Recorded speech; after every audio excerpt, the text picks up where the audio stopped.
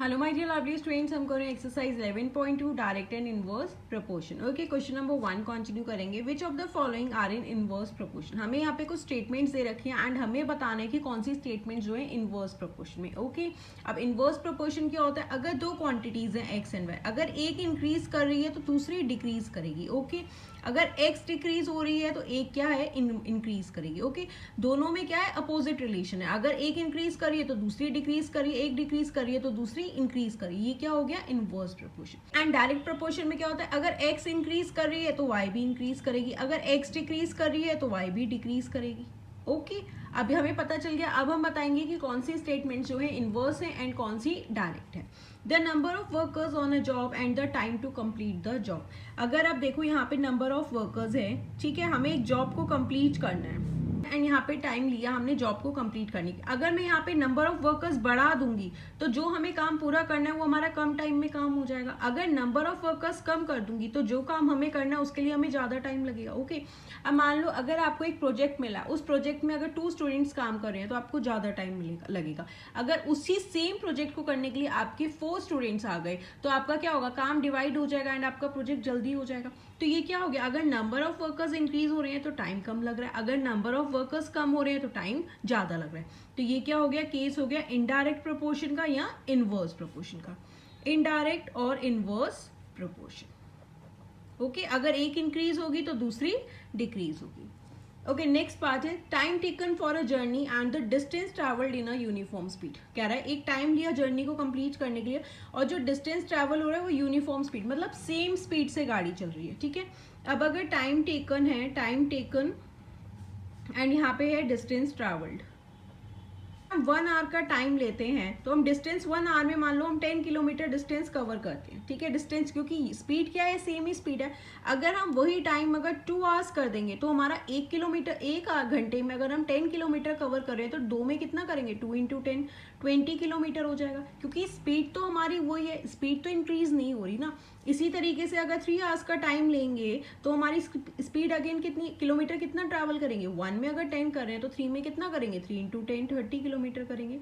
That means अगर हम time increase कर रहे हैं 1 2 3 टाइम, जैसे हम 1 से 2 2 पे 3 इंक्रीज करते गए तो हमारा डिस्टेंस भी 10 से 20 20 से 30 होता गया। अब टाइम क्या हुआ? 1 से 2 हुआ, 2 से 3 हुआ, टाइम हमारा इंक्रीज हुआ तो डिस्टेंस भी क्या हुआ? 10 से 20 हुआ, 20 से 30 हुआ।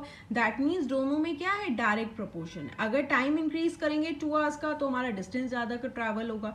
ठीक है, तो ये क्या हो गया? डायरेक्ट प्रोपोर्शन हो गया, क्योंकि स्पीड तो हमारी सेम ही है। Okay, direct proportion. नेक्स्ट है area of cultivated land and the crop harvested. अब देखो यहाँ पे एरिया ले लो एंड द क्रॉप हार्वेस्टेड ले लो। यहाँ पे अगर हमने इतना एरिया को जो है फसल के लिए तैयार किया, कल्टिवेट किया इस लैंड को, तो इसी एरिया से तो आपकी क्रॉप रेडी मिलेगी ना। तो जितना एरिया आप जो है कल्टिवेट करोगे उतने एरिया से ही आपको क्रॉप मिलेगी। ओके, अगर आपने इतना एरिया ही कल्टीवेट कर रहे हो तो उतने एरिया से ही तो आपको क्रॉप हार्वेस्ट मिलेगी। अगर अब आप एरिया कम कर दोगे, इस एरिया को फसल के लिए रेडी कर रहे हो, इस एरिया से रेडी कर रहे हो, तो एरिया आपने कम कर दिया तो जो आपकी क्रॉप हार्वेस्ट होगी वो कितनी होगी? वो भी कम हो जाएगी। एरिया इंक्रीज हो रहा है तो क्रॉप हार्वेस्ट इंक्रीज होगी, एरिया कम कर दोगे तो क्रॉप हार्वेस्ट भी क्या होगी? कम हो जाएगी। तो ये भी अगेन क्या हो गया?